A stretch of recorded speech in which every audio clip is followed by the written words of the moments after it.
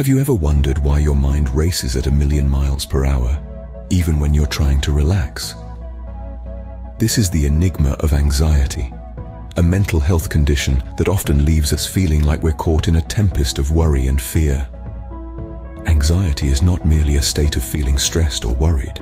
It's a persistent, excessive, and sometimes debilitating dread of everyday situations. It's an unwelcome guest that overstays its welcome, causing a disruption in the tranquility of our minds. Anxiety has various faces, and it can manifest in multifarious ways. It can creep up on us in the form of physical symptoms that are hard to ignore. Imagine feeling your heart pounding like a drum, your breaths coming in short, rapid gasps, and your palms getting sweaty when there's no apparent threat or danger. These are not signs of an impending heart attack, but the physical manifestations of anxiety. But anxiety doesn't stop at just physical disruptions.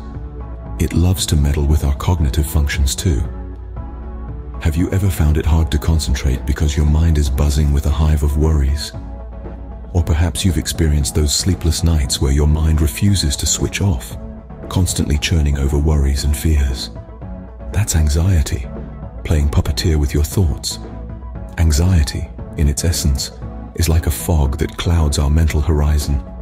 It's like a storm that churns our serene sea of thoughts into a turbulent whirlpool.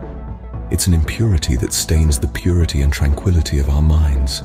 But the crucial thing to remember is that anxiety is not an invincible foe. It's a common, yet often misunderstood affliction that impacts many of us. And like any other storm, it too can be weathered, it too can be navigated. Anxiety, a common yet misunderstood affliction, can turn our minds into a turbulent storm. But remember, every storm eventually passes, leaving behind a tranquil and peaceful mind. Our minds are intricate, powerful entities, but how exactly does anxiety affect it? Anxiety, as we know, is more than just feeling stressed or worried. It's an impurity of the mind, a persistent and unrelenting sense of unease that can distort our perception of reality. Imagine your mind as a clear, still pond. Anxiety is like a pebble thrown into this pond, sending ripples across its surface, disrupting its tranquility. These ripples are the negative thought patterns triggered by anxiety.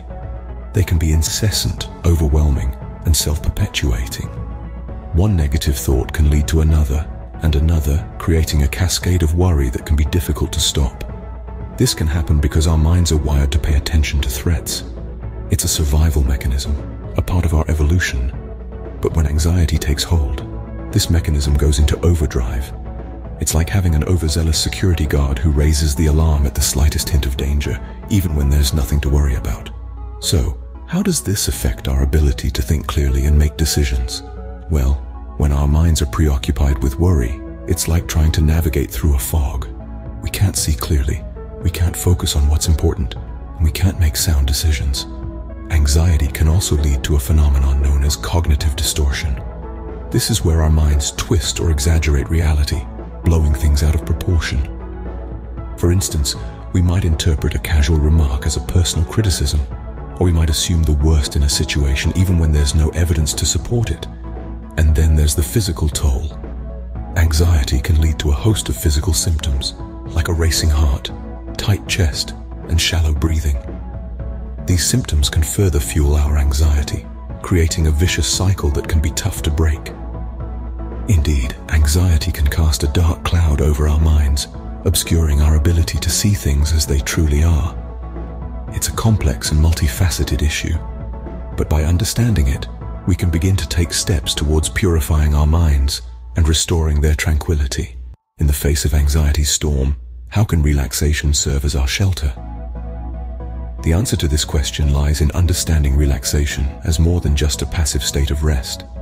It's an active process, a purposeful release of tension, a conscious quieting of the mind. Let's delve into the depths of relaxation and its potent power against anxiety. Picture relaxation as a serene lake, its surface unbroken by waves, reflecting the calmness of the sky above. Now, this is not just a poetic image, it's a metaphor for our minds. Anxiety, you see, is like a storm whipping up waves on the water's surface. Relaxation, on the other hand, is like a still, calm day where the water is mirror-like, serene. And just like the weather can sway the state of the lake, our mental state can influence the level of anxiety we experience. That's where relaxation techniques come into play. They are our secret weapons, our tools to shift the weather within our minds, to calm the storm of anxiety. Take deep breathing, for instance. It's simple, yet incredibly powerful. By focusing on each inhale and exhale, we anchor our minds in the present moment, away from the worries of the future or the regrets of the past. This focus helps to slow down our racing thoughts, leading to a calmer state of mind. Similarly, progressive muscle relaxation, where we tense and then release different muscle groups, can be a soothing balm for anxiety. It's a physical manifestation of releasing tension, a tangible way to let go of the stress we hold within our bodies. This, in turn, helps our minds to follow suit, to let go of the mental tension that fuels anxiety. So you see, relaxation techniques are not just about finding temporary relief from anxiety. They are about teaching our minds a new way to respond to stress, a way that promotes calmness and tranquility over fear and worry. Relaxation, then, is not merely an act of leisure. It's a beacon of hope in the face of anxiety's tempest. Beyond relaxation, can the right attitude also shield us from the storm of anxiety? The answer is a resounding yes. The landscape of our minds is often shaped by the attitudes we adopt, and when it comes to anxiety, our attitude can be a powerful tool in managing and reducing it. Let's consider a common scenario. You're faced with a challenging task that evokes anxiety. You have two options. You can either let the anxiety consume you, allowing it to distort your perception and cripple your actions, or you can acknowledge the anxiety, understand it's a natural response, and adopt a solution-oriented mindset to navigate through the task. This solution-oriented mindset is the cornerstone of the right attitude. It's about shifting our focus from the problem, which is the source of anxiety, to the solution, which is the path to overcoming it. When we do this, we're not ignoring the anxiety, but we're choosing to engage with it in a way that is productive and empowering. But cultivating the right attitude isn't just about adopting a solution-oriented mindset. It's also about cultivating positivity and resilience. It's about recognizing that while we cannot control every situation, we can control our reactions to them. It's about understanding that even in the face of adversity, we have the ability to bounce back and keep moving forward. Cultivating the right attitude also means understanding that it's okay to not have all the answers. It's okay to feel uncertain or anxious. It's okay to make mistakes, because it's through these experiences that we learn and grow. It's through these experiences that we become stronger and more resilient. The right attitude doesn't mean we won't experience anxiety, but it does mean we'll be better equipped to manage it. It means we'll be able to see the bigger picture, to navigate through the storm, and to emerge on the other side stronger and wiser. The right attitude, then, is our compass. It guides us through the storm and leads us towards peace and tranquility. Imagine a mind free of anxiety's turmoil, a mind that is pure and tranquil. How can we make this a reality? The journey towards a tranquil mind may seem daunting. It's like standing at the foot of a towering mountain, gazing up at its peak shrouded in clouds. But remember, every mountain is climbed one step at a time. Relaxation is the first step on this journey. It is our shelter, offering respite from the storm of anxiety.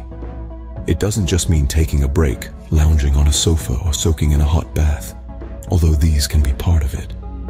It's a state of being where we allow ourselves to be still, to breathe, to simply exist without judgment or expectations. It's about giving our minds the space to unwind, to let go of the tension and stress that anxiety brings. But relaxation alone isn't enough. We also need the right attitude. This is our compass, guiding us through the storm. It's about adopting a mindset of acceptance and resilience. Acceptance doesn't mean resignation. It means acknowledging our anxiety without letting it define us. Resilience isn't about being invincible. It's about learning to bounce back, to keep going despite the setbacks. The journey towards a tranquil mind isn't a straight path. There will be twists and turns, ups and downs. There will be times when the storm seems too fierce, the mountain too high. But remember, the storm is temporary. The mountain can be climbed, So how can we make a mind free of anxiety's turmoil a reality? By taking the journey one step at a time. By finding shelter in relaxation and guidance in the right attitude. By not just surviving the storm of anxiety, but learning to navigate it. With relaxation as our shelter and the right attitude as our compass, we can brave the storm of anxiety and journey towards a mind that is pure and tranquil.